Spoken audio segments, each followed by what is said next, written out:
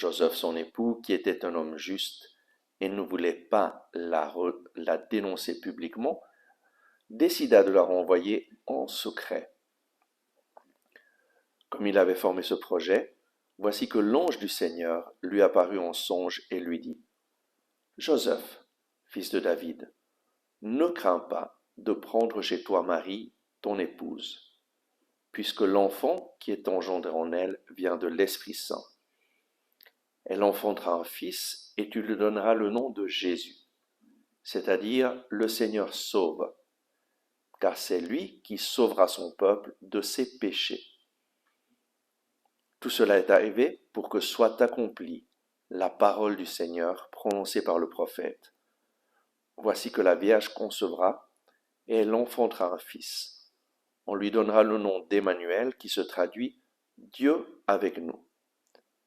Quand Joseph se réveilla, il fit ce que l'ange du Seigneur lui avait prescrit. Il prit chez lui son épouse. Acclamons la parole de Dieu. Aujourd'hui, je voudrais aborder ces textes de l'Évangile d'une façon un peu différente de normalement et voir dans ce texte l'action du Saint-Esprit. Qu'est-ce que le Saint-Esprit a bien fait dans cette histoire de Noël? Et en fait, l'Esprit Saint, c'est une personne, la troisième personne de la Trinité, une personne invisible, mais une personne qui agit, et qui agit mystérieusement, mais puissamment. Et donc, quelle est la première action que nous voyons le Saint-Esprit faire? Voici comment fut engendré Jésus-Christ. Marie, sa mère, avait été accordée en mariage à Joseph. Avant qu'ils aient habité ensemble, elle fut enceinte par l'action de l'Esprit Saint. Waouh! Le Saint-Esprit fait une chose incroyable. Normalement, pour que une femme tombe enceinte, eh bien, il faut qu'elle ait une relation sexuelle avec un homme et que le spermatozoïde féconde l'ovule et un embryon est formé. Dieu donne une âme, infuse son esprit dans cet embryon et ça devient une personne humaine. Eh bien là, ça a été différent. Marie fut enceinte par l'action de l'Esprit Saint. C'est assez mystérieux.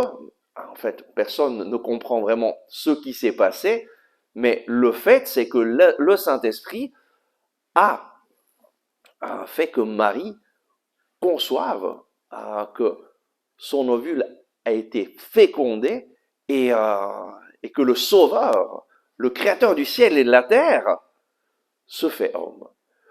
C'est quelque chose mystérieux, on ne comprend pas, mais c'est puissant.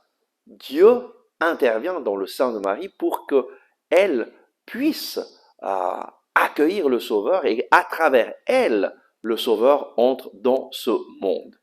Amen. Donc, première action du Saint-Esprit dans ce texte, eh bien, Marie fut enceinte par l'action du Saint-Esprit. On peut répéter ça? Marie fut enceinte par l'action du Saint-Esprit. Ensuite, deuxième action du Saint-Esprit, Joseph, son époux, qui était un homme juste et ne voulait pas la dénoncer publiquement, décida de la renvoyer en secret. Eh oui, Joseph s'est dit, moi je ne veux pas qu'elle soit lapidée, alors on va mettre les choses en règle, mais en secret.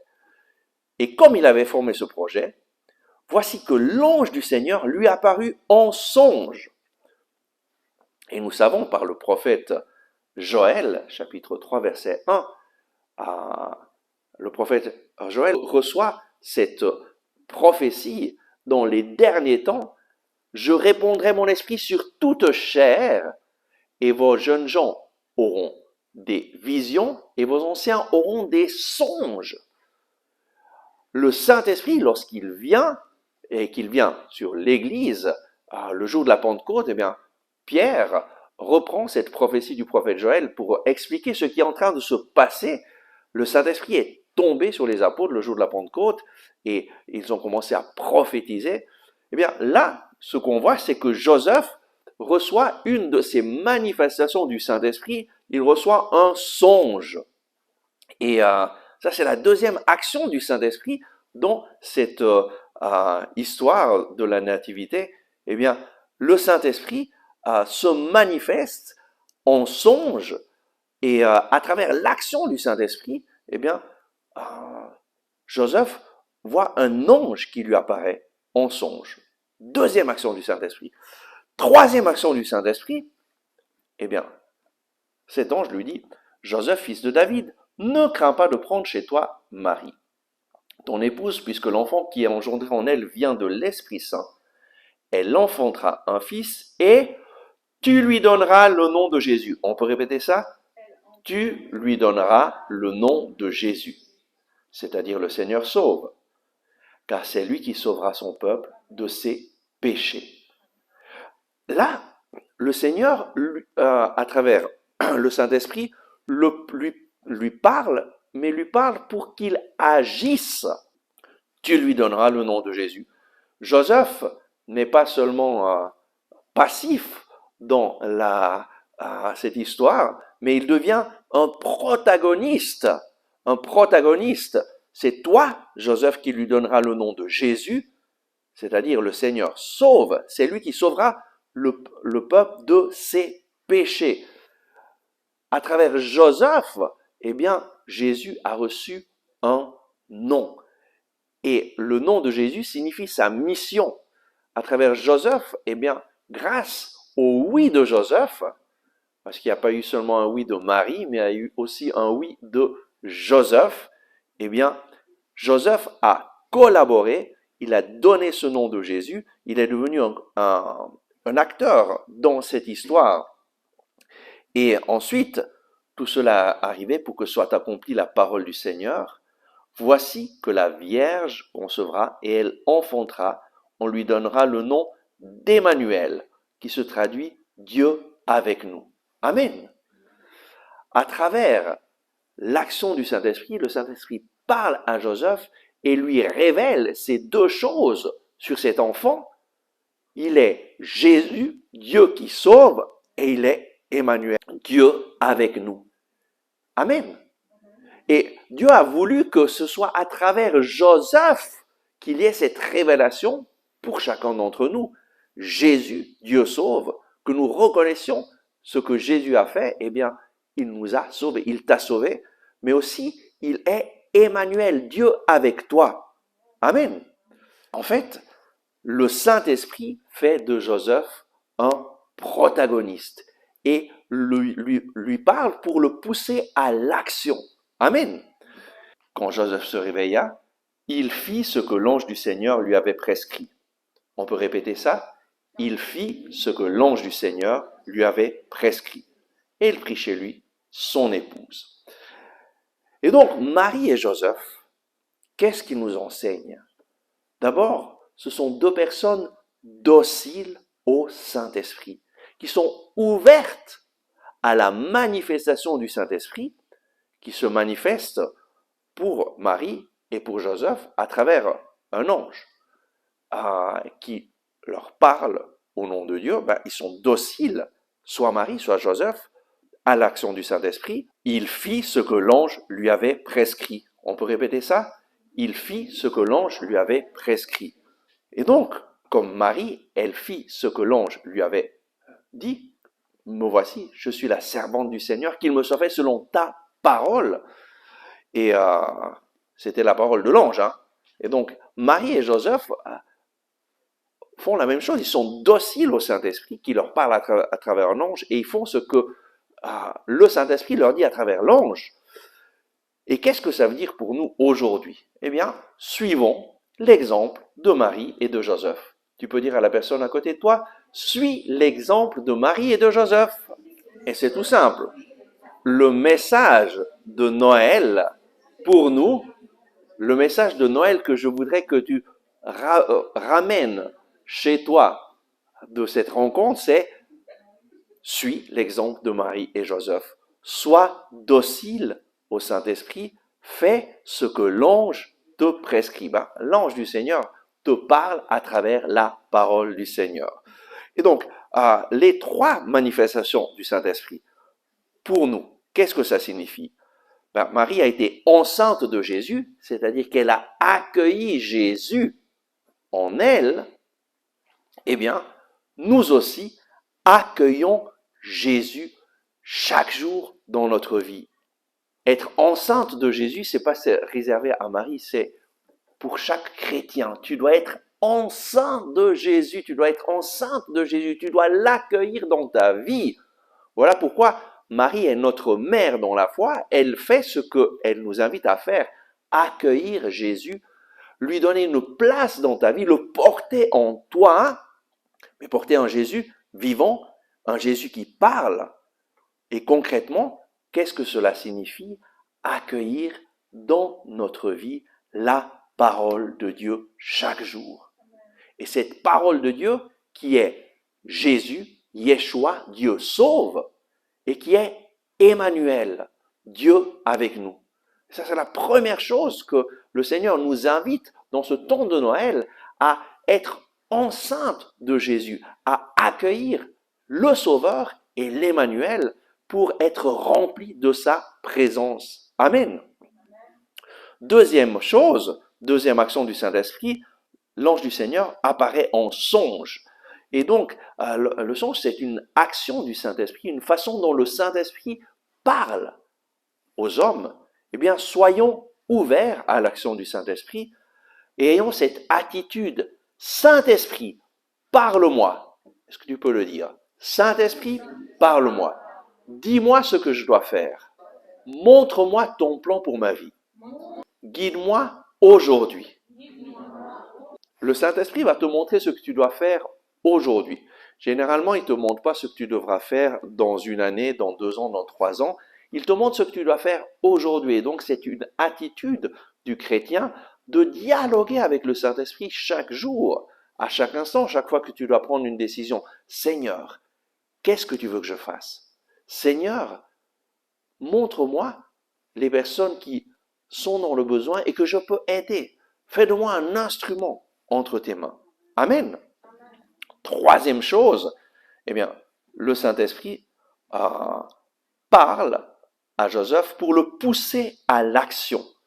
Tu lui donneras le nom de Jésus, car c'est lui qui sauvera son peuple de ses péchés. Eh bien, le Saint-Esprit te pousse à l'action. Et donc, qu'est-ce qu'il nous invite à faire? Fais ce que le Saint-Esprit t'inspire de faire. Deviens un protagoniste de l'histoire du salut.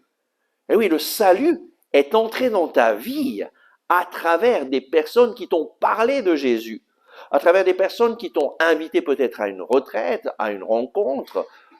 Certaines personnes ici ont fait l'expérience du salut en venant aux rencontres ici, d'autres ont fait l'expérience du salut dans d'autres rencontres, mais c'est toujours à travers quelqu'un qui t'a invité, à travers quelqu'un qui t'a prêché la parole de Dieu. Eh bien, toi aussi, le Seigneur veut faire de toi un protagoniste, une personne qui reçoit Jésus, qui est enceinte du Saint-Esprit et qui se met à l'écoute du Saint-Esprit pour que lui puisse te parler. Seigneur, parle-moi, montre-moi ce que je dois faire. Mais ensuite, pour faire quoi? Pour passer à l'action, devenir un protagoniste afin que ce Jésus ne reste pas seulement en toi, mais que tu le donnes aux autres, comme Marie l'a donné aux autres. Amen. Et ta mission, ma mission sur cette terre, c'est aider d'autres personnes à découvrir 2 choses. Que Jésus est le Sauveur, qui nous sauve de nos péchés, et chaque personne dans ce monde a besoin d'être pardonnée. Il n'y a pas une personne que tu connais qui n'a pas besoin d'être pardonnée. Beaucoup de personnes ne savent pas comment ils peuvent être pardonnés, mais toi tu le sais. Et donc c'est à nous de demander, Seigneur, utilise-moi pour aide-moi pour être un instrument afin que d'autres personnes puissent faire l'expérience qu'ils ont un Sauveur, qui les libère de leur poids, de leur peur, de leur angoisse. Fais de moi un instrument, un protagoniste pour que de l'histoire du salut, de personnes qui sont autour de moi. Utilise-moi, Seigneur. Et le Seigneur veut t'utiliser pour aider d'autres personnes à découvrir, premièrement, que Jésus est leur sauveur, et deuxièmement, que Jésus est l'Emmanuel, que Dieu est avec eux. Amen. Et c'est ça qui change radicalement la vie. Qui d'entre vous a fait l'expérience de Jésus Emmanuel, Dieu avec toi? C'est une expérience extraordinaire. Et tu peux aider les autres à faire cette expérience seulement si tu cultives cette relation avec le Seigneur. Si chaque jour, tu l'invites à demeurer en toi, à te parler, et ensuite, Seigneur, que veux-tu que je fasse? Qui d'entre vous a fait l'expérience que Jésus est ton sauveur, qui t'a pardonné tes péchés? C'est l'expérience la plus belle, la plus extraordinaire. Et cette expérience, elle n'est pas réservée à toi, elle n'est pas réservée aux personnes qui se disent croyants, elle est pour chaque personne qui vit dans ce monde. Et c'est en faisant cette expérience, en témoignant ton expérience du Seigneur, que tu vas devenir un instrument entre les mains du Saint-Esprit, que tu vas permettre au Saint-Esprit d'agir comme il a agi dans cette histoire que nous avons lue. Elle fut enceinte par l'action du Saint-Esprit. Le Saint-Esprit s'est manifesté à travers un songe et il a parlé pour pousser Joseph à l'action. Eh bien, soyons enceintes de Jésus à travers l'action du Saint-Esprit. Jésus vient faire sa demeure en nous à travers l'action du Saint-Esprit. Accueillons-le chaque jour. Demandons-lui de nous parler et ensuite mettons-nous à l'action. Demandons-lui, Seigneur, montre-moi ce que je dois faire et faisons ce que l'ange du Seigneur nous dit à travers sa parole. Amen. Oui, Seigneur, merci pour l'action du Saint-Esprit en Marie, en Joseph. Donne-nous de nous inspirer, de regarder à Marie et à Joseph comme des exemples de vie chrétienne pour que nous puissions à notre tour faire ce qu'ils ont fait, accueillir Jésus dans notre vie, nous mettre à l'écoute du Saint-Esprit en te demandant, Seigneur, Saint-Esprit, parle-moi, montre-moi ce que je dois faire et donne-nous aussi de devenir des protagonistes. Donne-nous de faire ce que toi, tu nous dis de faire, afin que le salut puisse rejoindre d'autres personnes qui sont dans le besoin. Et de cette façon, nous vivrons ce Noël d'une façon différente. Nous vivrons dans cette plénitude de la grâce de Noël. Donne-nous, Seigneur, durant ce temps de Noël, d'être vraiment des instruments pour accueillir Jésus, pour nous mettre à l'écoute et devenir des instruments pour que d'autres puissent découvrir Jésus Sauveur et Jésus l'Emmanuel, Dieu avec nous. Amen.